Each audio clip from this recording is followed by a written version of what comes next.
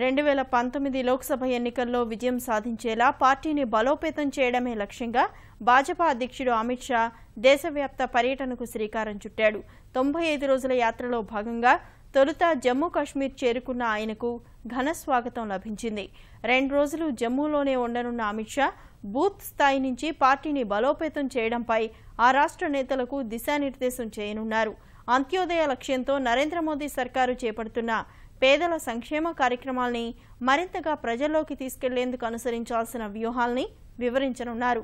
మిత్రపక్షాలైన Bhajapa, PDP మధ్య భేదాభిప్రాయాలు నెలకొన్నాయన్న వార్తల మధ్య అమిత్ షా జమ్మూ పర్యటన ప్రాధాన్యం సంతరించుకుంది.